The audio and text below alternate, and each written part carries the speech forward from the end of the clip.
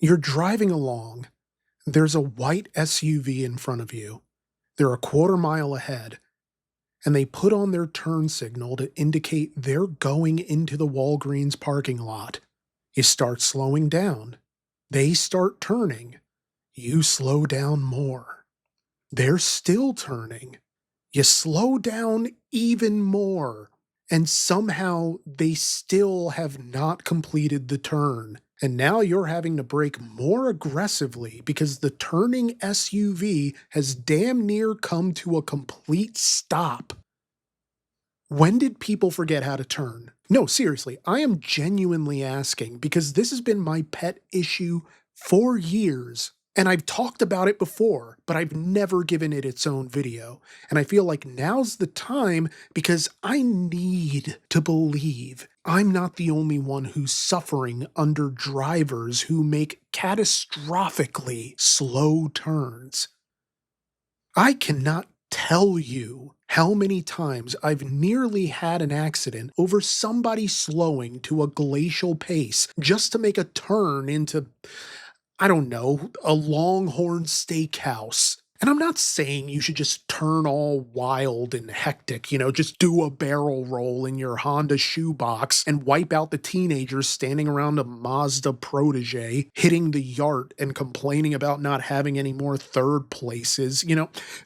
What I am saying is that turns that used to take 2 seconds now take 5, 6, 7, 8 seconds. It's absolutely ridiculous, and it's gotten out of control. So you know what? You know what we're going to do? We're going to investigate this, and we're going to figure out why people are turning so slowly. Because it can't just be the drivers themselves, right? There's got to be more to this. But short of some peer-reviewed surveys somewhere, there's no way to reach inside people's minds to figure out why they're doing this. So I'm going to offer up my theories and come to a conclusion on what's causing the most obnoxious new trend in driving today. I challenge you to offer your own theories in the comments, or tell me I'm going nuts and that this isn't actually a problem at all and it's all in my head. I want to talk with you, so be on the lookout for the screen name Limited Time Roman. Alright, let's do this. Because I need to find out, am I so out of touch? We can rant if we want to. We can send our best regards, because your friends don't rant, and if they don't rant, then they're not into cars. Fear permeates the act of driving for a lot of people. And I get why, because we're operating 4 wheels of 2-ton destruction. And so is everybody else on the road. But even when a slow turn and a resulting accident is the driver's fault, I feel like the epidemic of slow turns is more of an institutional, possibly even societal failing than something that falls entirely on the individual. It's simply fear-based self-preservation. And really, is there any other kind? Basically, a lot of people drive terrified of something going wrong for a variety of reasons. They can't afford repairs if they get into an accident. They can't afford a new car if it's totaled. They don't want their insurance to skyrocket, or they don't want to get sued into generational debt if the other party is feeling litigious. It could even be as simple as, hey, I just got this BMW. I want it showroom clean for at least the first 6 months to a year to 2 to 4 years, So you turn slow to minimize the possibility of clipping a curb, flattening a beloved pet who suddenly darted out into the road, or colliding with a cyclist who was tucked away in your blind spot. The slower you're going, the more reaction time you'll have, right? And worst case scenario, you do hit someone or something. Well, in that case, hey, you did everything you reasonably could have to prevent the worst. So maybe the damage won't be as bad. It'll be an unpleasant memory in your life, but it won't be the wall-to-wall disaster it could have been. And all because you made the conscious choice to turn very slowly. That makes sense, right? Yeah, that feels plausible. But okay, let's just ignore the financial and bodily harms that an accident can cause for a second. One of the unique aspects that I think contribute to overly cautious driving is social pressure. It's crazy to think that at any given moment, there's a non trivial possibility that you're popping up on a camera somewhere. Not even just a surveillance camera either, but on somebody's dash cam, on somebody making content that you just happen to be in the background for, or somebody taking a picture and there you are with a finger up your nose or something. The realization that there are people who could potentially be filming you at any one time creates this almost subconscious social pressure to act cautiously in order to avoid doing something that will cause people to whip out their phones and film the disaster unfolding around you, the disaster you caused. One minute you're running to Lowe's for seasoned wood, and next thing you know, you're the main character of TikTok for that week, and there's a change.org petition to get you fired because you accidentally clipped a war veteran's mailbox or something. So you drive carefully. But carefully doesn't mean you drive more skillfully. And a good defense for you might also be a terrible offense against somebody else. Because if somebody has to brake dramatically and swerve to avoid rear ending you, that's not always a them problem. Whether we like to admit it or not, we drive with the expectation that motorists will act in predictable, reasonable ways, so that even while I'm not moving at excessive speeds or braking too late, I'm still being put in a tough position by somebody acting unreasonably by virtually shutting off the damn engine just to turn right. I mean, that's how slow they're going. I wonder if they're even running the car at all. Ooh, getting my dander up. But here's the thing, sometimes it is on the driver. We're all going to age, if we're lucky. And aging means there are some hard truths we have to face. Our reaction times will slow. Our spatial awareness will decline. Our depth perception will regress like Homer Simpson into a nearby hedge. And all of these challenges mean that driving at retirement age becomes exponentially more dangerous the longer you do it. So, how do some elderly drivers meet those challenges? Well, they take turns wider and more slowly. They drive even slower. They compensate for their age with excessive caution. Yet the excessive caution of the elderly is every bit as dangerous as the reckless abandon of the young, because both are rooted in hyper individualism. The idea that it's all about me and my safety, when the truth is that driving is, always has been, and always will be a collaborative effort in which you're making moves not just in response to, but in collaboration with other drivers. Because not every move a driver makes is about the individual getting home safely. Some moves we make are about keeping other people safe, like every Pennsylvanian who moves into the passing lane when they're driving by a police officer during a traffic stop, or any American who moves to the shoulder to make room for an ambulance, or any motorist who makes room for a signaling driver to merge, or any driver who stops in every direction for a school bus, people who let somebody go first even when they themselves have the right of way, and people who let someone's zipper merge ahead of them.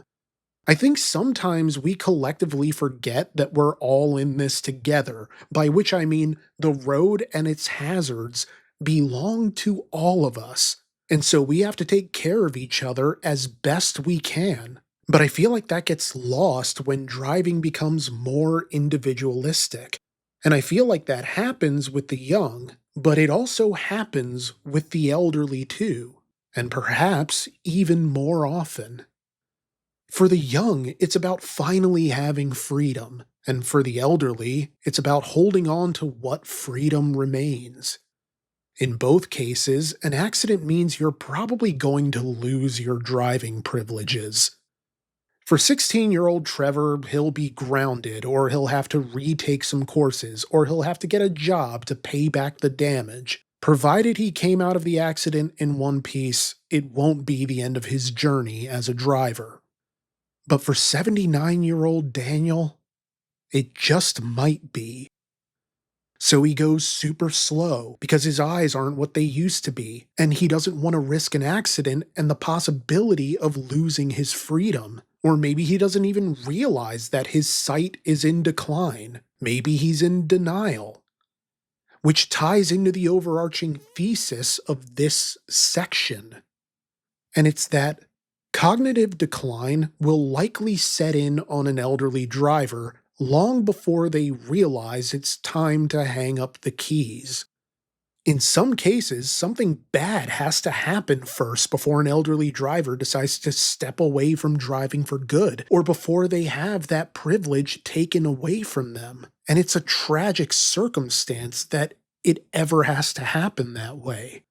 Now, of course, this is not all elderly drivers, just as carelessness is not the sole domain of the young.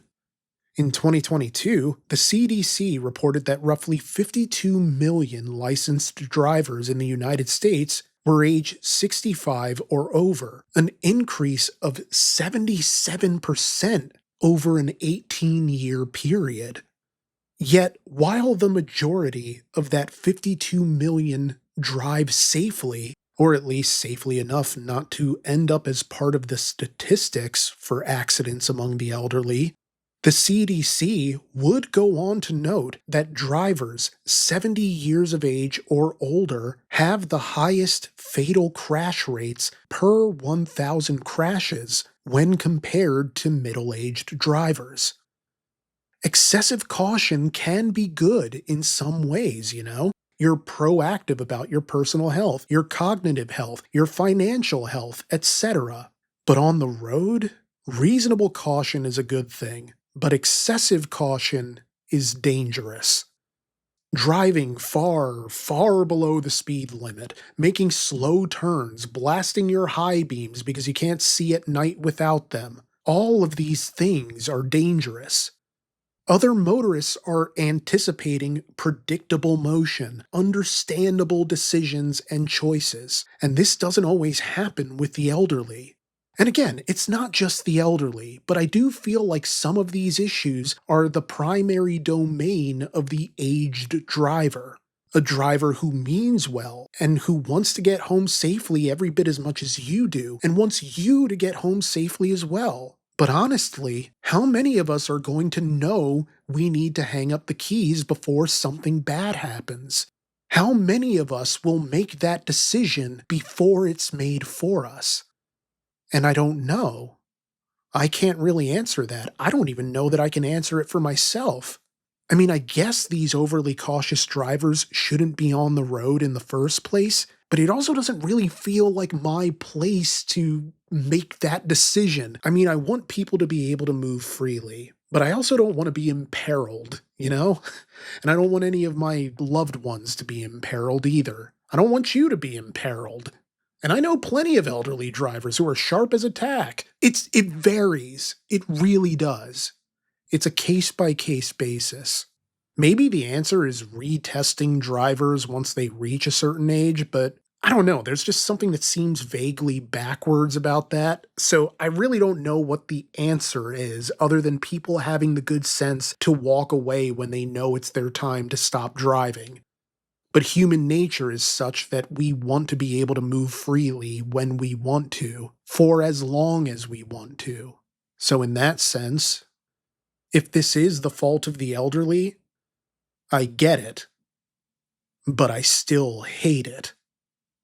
With that said, I would be lying if I pretended like the elderly are the only class of driver with problems.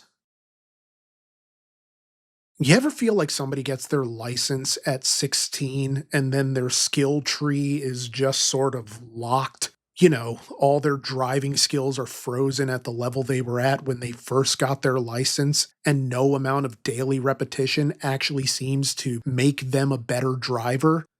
Because I know people like this: anxious drivers, indecisive drivers, careless drivers. It's probably more common than any of us realize. The notion that driving isn't always taken as seriously as it should be. I mean, driving requires decisive action, right? You have to commit to a merge. You have to commit to a turn. You have to commit to backing in when you're trying to parallel park. Now, that doesn't mean you force those actions. If you don't have an opening, you don't have an opening. But when you have a chance, the unwritten rules of the road demand you take that chance. You make that move, as long as you can do so safely. But this is almost a corollary of the fear argument, because it seems like drivers are a lot more indecisive than they used to be, as if they stopped learning as soon as they got their license. Really, I think about it. How many times have you been on the highway behind somebody who clearly doesn't know which lane they're supposed to be in? They keep going over and then moving back. Is this my exit? I don't know. Maybe. Oh, okay, it's not. Wait, was it? And so on and so forth. Or maybe a lane is ending and it creates a bottleneck, and so they throw their blinker on and wait to be let in. Then somebody slows down to let them in, but they don't take it. Seize it! Seize the gap! The same thing can happen with a driver making a slow turn. The failure to truly commit isn't just something that happens on Valentine's Day and then again on every anniversary. It happens every time somebody makes a turn but then gently caresses the steering wheel as if they're unsure if they actually want to make that turn. As if they're unsure if this is the place they're even supposed to be, or they're worried they're going to scrape the sides of their car on something. Sir, that is your own driveway. It's wider than Tony Robbins' mouth. You're not going to clip anything. Please, just go. But it feels like sometimes indecisiveness is socially reinforced. Because someone will always let you in. Someone will always give you a chance to merge. Someone will always slow down for you. We rely on the kindness and good judgment of strangers to make up the difference for our arrested development. But like rain during growing season, you can't always depend on things outside of your control. You can only rely on yourself. And if you're holding up traffic or causing people to react defensively because you can't bring yourself to act decisively, well, then it's a skill issue. Although, to be fair, claiming it's a skill issue isn't always the correct phrasing, because I feel like there are any number of issues that preclude an otherwise skilled driver from making a regular turn, and some of these instances are unique to modern driving. Yes, it's the tech argument, and I know, it's obnoxious to blame everything on tech, but let's be real here. There's not a single problem technology solves that it's not also capable of making substantially worse. And in this case, I wonder how much of it has to do with the fact that we now have giant screens demanding our attention. Maybe you're trying to change the song on a capacitive touchscreen that's not as responsive, or maybe it is responsive, but because there aren't buttons, you can't just feel your way over to the skip button. You have to take your eyes off the road. And if you have a turn coming up, you're going to slow down so you can multitask. Maybe you're distracted looking at the navigation system to make sure you're even turning at the right place. There are a lot more distractions in the cabin for drivers, and more troublingly, newer designs of the cars themselves appear to limit driver agency. And that is, if the software installed in the car hasn't already shrunk the driver's role in the first place. It would be easy to argue that because cars got bigger, it led to a worse degree of spatial awareness in drivers. When you go from driving a Chevy Silverado to a Chevy Colorado, it's going to take some time adjusting to your new dimensions. And that means taking turns super slow. But the size inflation of the auto industry has led to problems in other areas where the solution to one problem creates a bunch of new ones. For example, we've been reviewing a lot of recent cars where visibility is kind of hit or miss because pedestrian safety standards means larger crush zones, higher belt lines, higher hood lines, thicker A-pillars, and suddenly, yeah, pedestrians are less likely to suffer permanent injury or death, but oddly, it feels like you're less likely to actually see the pedestrian anyway, so that I'm not sure pedestrians are any less likely to be struck in the first place. Stricken? Struck? Yeah, we'll say struck. Not only can you not see around your car, you can hardly see over its nose. Every curb is Schrodinger's curb. It's both present and entirely non existent until you observe it, as opposed to Chekhov's curb, which is introduced very early with the guarantee that it's going to take out one of your tires by Act 3. Avoiding a poorly visible curb might mean taking a wider than average turn and taking it slower, hence slow turns. But okay, let's look at this another way. The engineering issues are not simply about exterior design, because I feel like they extend to performance. Just an example, okay, but have you ever driven a car where the acceleration is so smooth you actually lost track of how fast you were going? Automakers have gotten really good at making 70 miles per hour feel like 30. And because they're also getting better at insulation, some cabins are quieter than a Toyota factory after the Rapture. So it's not like you're getting auditory feedback on your speed from the engine or wind or road sounds themselves, unless you have one of those corny systems that pump fake or amplified engine noise into the cabin. But generally, modern cars make it easier to lose track of your speed. And when you can hardly feel how fast you're going, you probably can't feel just how slow you're going either. So that a slow turner might be turning at a speed they feel is entirely reasonable, only to discover they're going so preposterously slow they've nearly caused a pileup at their rear end that a KFC snack box would struggle to match.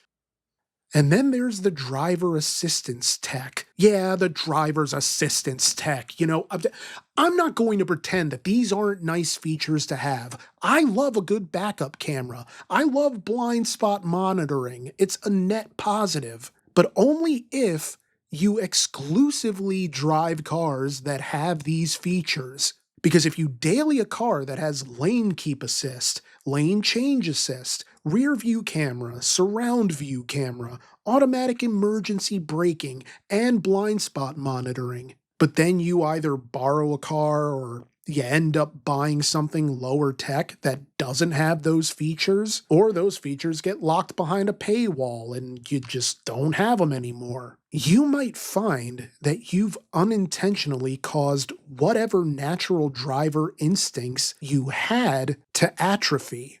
And it's bad enough that these skills deteriorate in long-term drivers, but I feel like modern driver assistance tech precludes those driverly instincts from even developing in newer drivers, for whom this tech has always been around. I feel like we're only a generation or two away from youths going through their entire lives without driving a car that didn't have those systems. Of course, there's an argument to be made that these systems are more helpful than not. Fair enough. Drivers on both extremes of the age spectrum could probably use a little technological assistance. And even among the people in between the two age extremes, some are just never going to check their blind spots anyway. So having a blind spot monitoring system to do it for them means there's at least a lower than 60% chance they're going to blindside one of those spinning sign guys on the median between two strip malls. But I guess what I'm getting at here is that thanks to technology, we're not really required to have spatial awareness. The need for it is coded out of our brains because it's been coded into the car.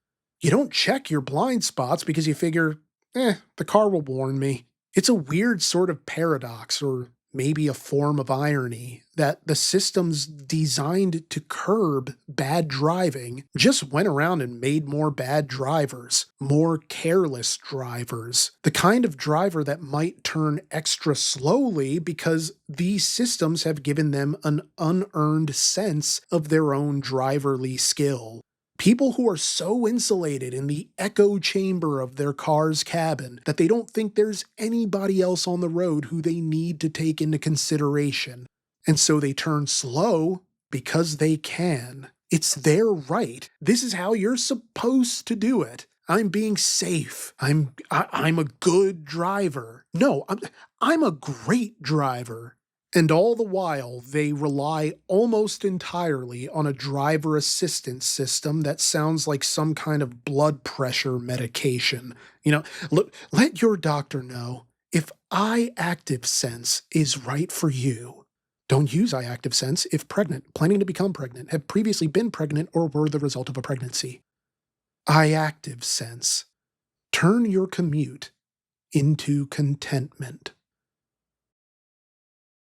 Of course, I'm not above calling myself out, clearly, but seriously, am I alone in this? Is anybody else experiencing the epidemic of slow turns but me? I feel like a dog with a bone on this, the way I was with left lane bandits all those years ago. And I wasn't losing my mind then, but am I losing it now? Because I don't think I'm accelerating too fast. I'm giving people plenty of time to complete their turns. So then, what? Am I just bad at judging distances, and that my deceleration isn't enough for how much road remains between me and the Honda Civic in front of me? Well, I don't think it's that either. Honestly, I live in an area of Pennsylvania that's never been particularly renowned for good drivers. So while there's every possibility this is a legit thing, this epidemic of slow turns, it could be entirely contained within my particularly troubled region of southeastern Pennsylvania. But I still feel like I have to push back against that, because if people can behave one way in one region, I've got to believe that the odds are at least pretty good that they behave that way in others. Yet I'm hard-pressed to actually find any crash reports for any serious accidents that ever resulted from somebody turning too slow. If they existed, I imagine they'd all just get classified as fender benders without listing any particular specific cause. And so I'm left to wonder just how much of this issue is localized to my region and how much of it is localized to my own mind. That by driving the amount and the variety of cars that I have, my own skills have atrophied, and I'm projecting my shortcomings onto other drivers. No, it's the children who are wrong. My conclusion, alright, so in lieu of any formalized study of this phenomenon, here are the things I feel we can use as the basis for a conclusion. We know how people act, we know how automakers engineer, we know how drivers drive, and so, if I had to blame this bizarre phenomenon on any one particular culprit, I actually think it's the fear factor at play with drivers. Whether it's fear of economic hardship, criminal or civil liability, not wanting to damage your prized car, concern about the condition of the roads, that's certainly true in my area, or maybe it's simply that you're a good person who doesn't want to hurt anybody. No matter what it is, I think turns that are so slow that the car is practically stopping indicate a person who is excessively cautious. And this level of excessive caution tells me this is a driver who is genuinely afraid of the worst case scenario. Slow turns allow them to feel they have greater control over their situation, which removes some of the volatility from the act of driving. And hey, I'm an anxiety sufferer myself, I get it. So, in that sense, maybe my frustration is misplaced here. Maybe I shouldn't be upset with the slow turning drivers, but the social and economic conditions that compel the fear that causes them to turn slowly in the first place. Outrageous repair costs, insane car loans, an overly litigious society, and people with less patience than ever for their fellow driver. I didn't really think of this video as having a lesson, but maybe there is one, and it's that right there, that even when somebody's actions annoy you, they're rarely ever about you. And when it comes to situations we find obnoxious, patience is the solution far more often than you might think. But what do you think? Am I blowing this out of proportion, or have slow turners really gotten out of control? What is your experience with slow turners and bad drivers in general? If you turn slow, why do you do it? Seriously, no judgment. I think I've gotten it all out of my system now. I really just needed to make a video about it and then finally put it behind me, hopefully. Keep an eye out for me in the comments. My screen name is Limited Time Roman. If you liked the video, drop a like, subscribe, tap the bell icon so you're notified for every new video. Even share the video with someone you think might enjoy it if you think they might enjoy it. I don't know why I did the repetition there. I don't know. If you'd like these videos early and ad-free along with other exclusive content that you'll never see here, or you just want to support the show so I can make more of these, join us over on Patreon. It really is the absolute best way to support the show. The link is in the description. Thank you so much for watching, and have a great rest of your week.